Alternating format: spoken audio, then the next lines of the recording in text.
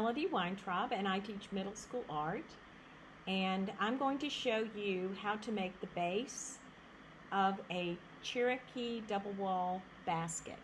I ordered this kit from Dick Blick. It comes with the instructions and enough reed to make 40 baskets.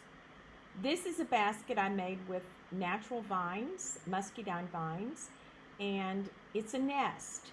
And my students learn how to make the basket, but they transform the basket into a nest. This is a double-wall Cherokee basket that I made as an example for students. This is the kind of basket that we're going to be making. I haven't finished it off yet. I did add some muscadine vine here, and I intertwined some pine needles in the top of the basket.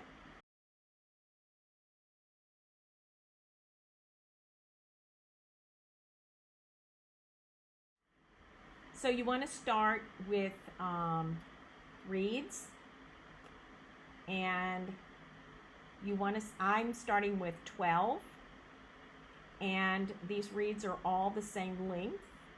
I'm actually using ends that have been cut off, but these are the spokes of the basket.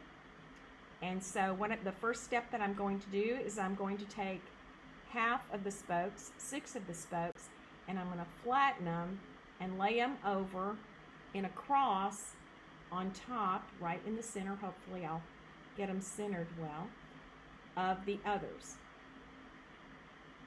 Then I'm going to take a reed that is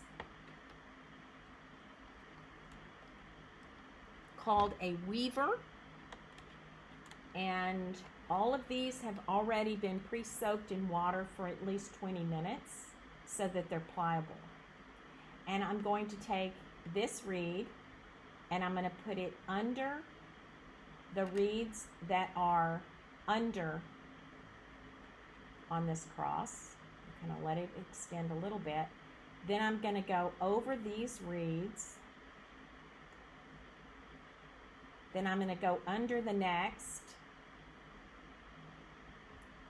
and then over these, and you repeat it 3 times. This part of the basket making is called lashing. So this is a really important part because this is the base of your basket. So I've already gone over twice. And then I'm going to go over one more time.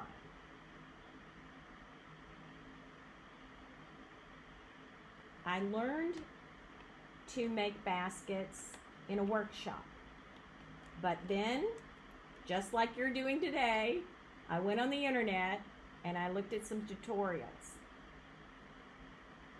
So hopefully this will give you a new skill that you can bring to your students in the classroom. Alright, so there's 3. I've lashed it 3 times. I then, after I have lashed it, I want to hold that together good with one finger, and I want to separate the spokes into groups of 2, but these 2 will become one spoke. So I want to kind of pull them apart, and I will say with this part, the more evenly that you separate these, the more consistent your basket will look. So I'm just pulling them apart like on a clock.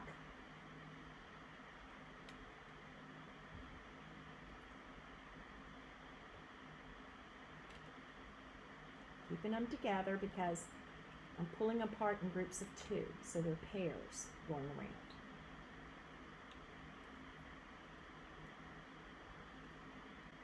You don't want the spokes to be any farther apart than about an inch and a half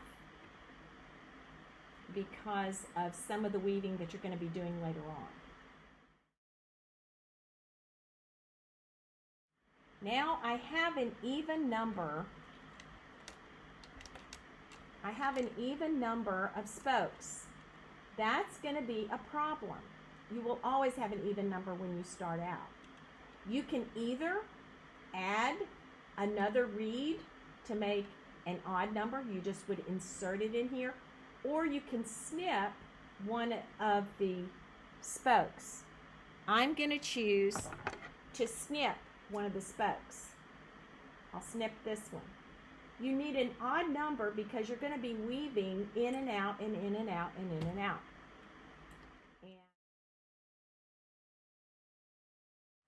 And also when you weave, you're going to go under one and over the next like this.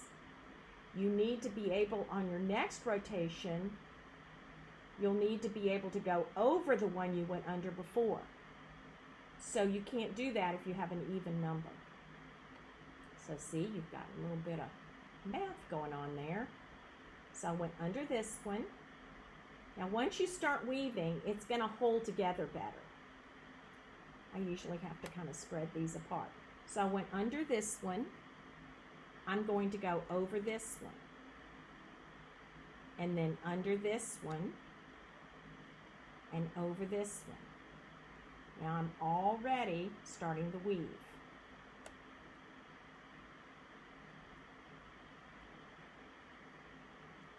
I went over that one. So on this next one, I'm going to go under. And this is with the tail that you had left over from the lashing. So now I've come back around to where I started right here. And see, this is now going over the one that went before. It went under this particular spoke, and now it goes over that spoke. It went over this spoke before, now it's going to go under.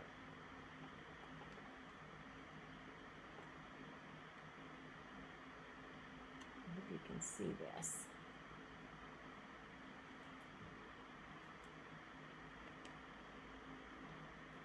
I tell the students that you have to really pay attention when you're doing this when you first start out. It'll get where you can visit with one another while you're weaving, but not right at first. And you want to make sure that you make this bottom part strong. Still staying with the weave. So at this point, this might be all that you would get done in one 40-minute class period, but you need to be highly organized to get things going so they get this far with it. And we took little Post-it tabs, and we would then get this far, and then we'd probably tuck this weaver in. The end of the weaver is here, so I'd probably tuck the weaver in to kind of lock it for the next class period. I would do like this, and then the students would take a sticky tab, like a little Post-it, even smaller than this, but you could just use a regular Post-it, and just close it up around there and write their names on it, so that when they come back, they can find their basket. But that, I wouldn't set too lofty goals. I would say if you got this far on the first class period, you were doing pretty good.